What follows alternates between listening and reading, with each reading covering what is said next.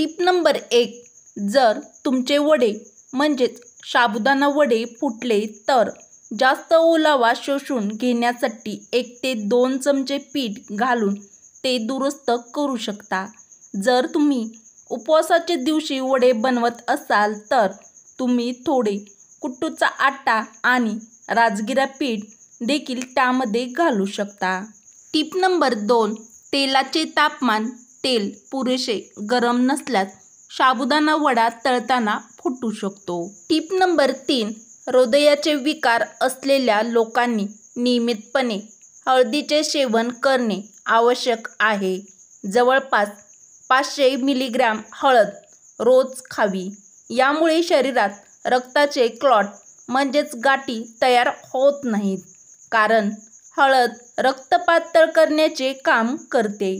अत्यंत महत्त्वाची व प्रत्येकाच्याच कामी येईल अशी टिप नंबर 4, अनेक खाद्यपदार्थ चरबीचे विघटन करतात किंवा नियंत्रणामध्ये ठेवतात. या पदार्थाचे नियमित सेवन केल्याने पोटाचा घेर कमी होण्यास मदत होते.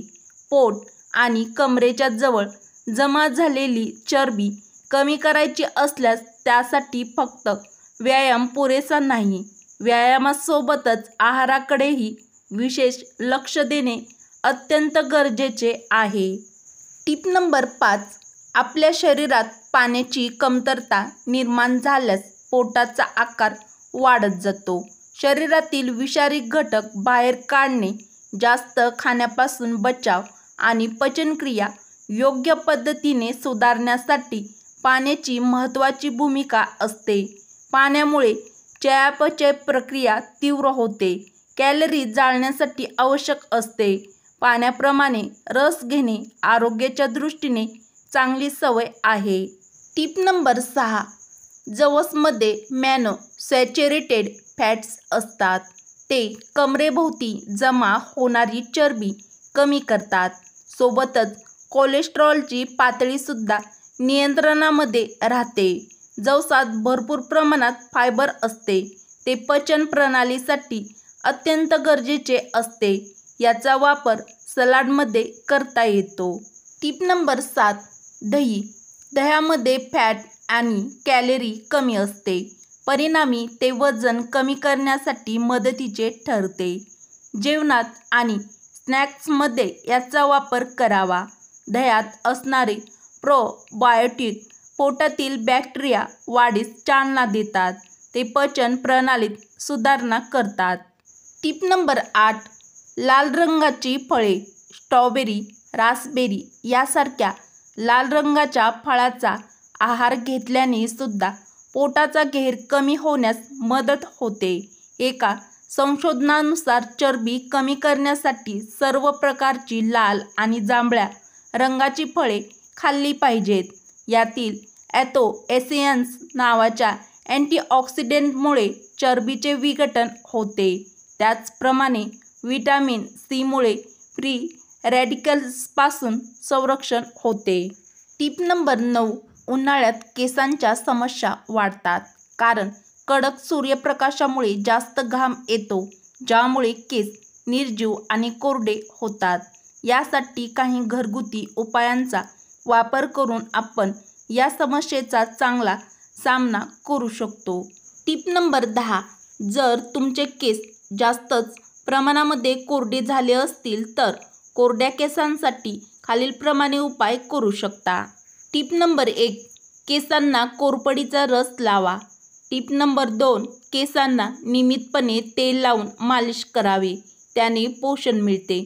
टिप नंबर 3, केसावर मेथीच्या बियांचा हेअर पॅक लावू शकता. टिप नंबर 4, चहाच्या पाण्याने केस धुवावेत.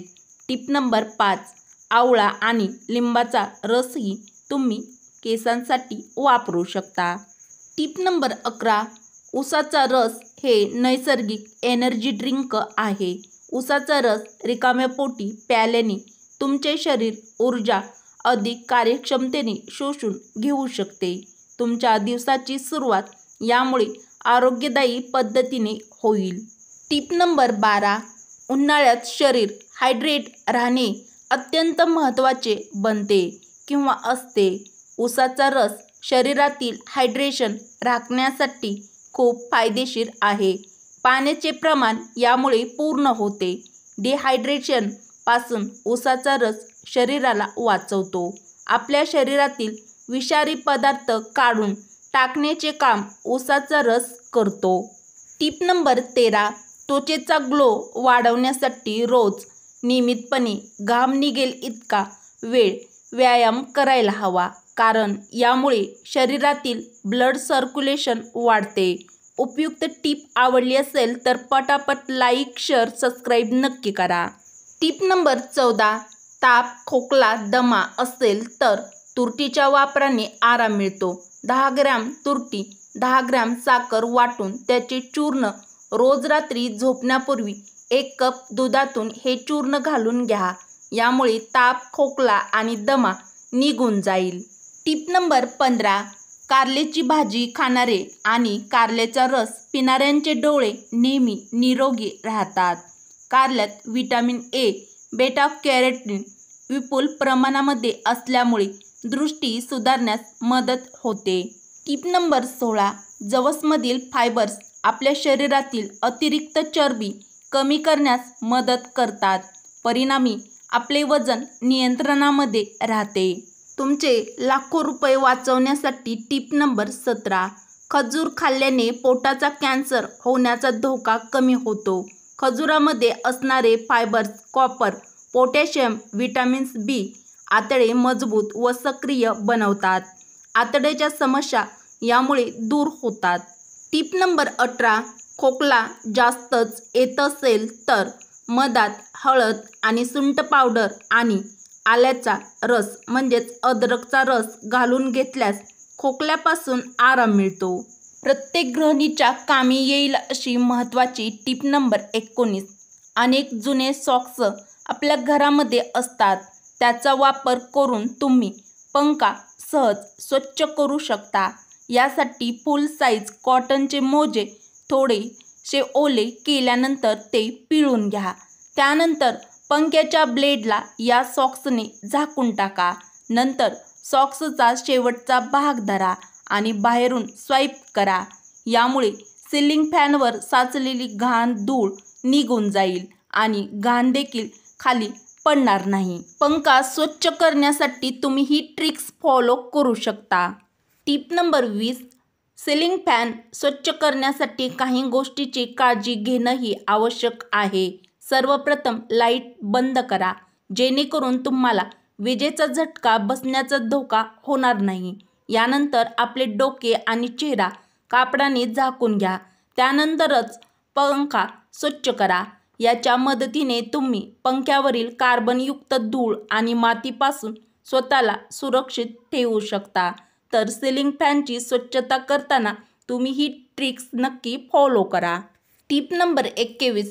पेरूमध्ये अँटीऑक्सिडंट असतात, जे त्वचेला सुरकुत्यापासून वाचवतात, जेणेकरून आपण तरुण दिसू लागतो.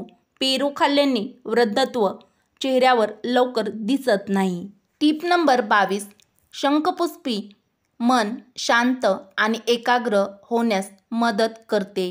दारूच्या व्यसनापासून मुक्त होण्यासाठी हे अत्यंत उपयुक्त आहे, कारण यामुळे मन शांत राहते आणि दारूची सवय नियंत्रित करता येते. यात असणारे गिलोय शरीराची प्रतिकारशक्ती वाढवण्यास तसेच अल्कोहोलचे हानिकारक प्रभाव कमी करण्याचे काम करते. तर दारूची सवय सोडवण्यासाठी तुम्ही ही ट्रिक्स फॉलो करू शकता.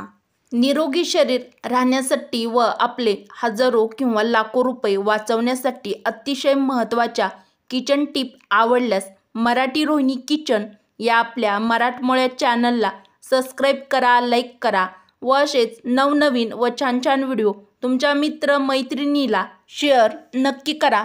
चला तर मग भेटू अशाच पुढच्या एखाद्या छानशा व्हिडिओमध्ये. व्हिडिओ पूर्ण बघितल्याबद्दल तुमचे मनापासून धन्यवाद.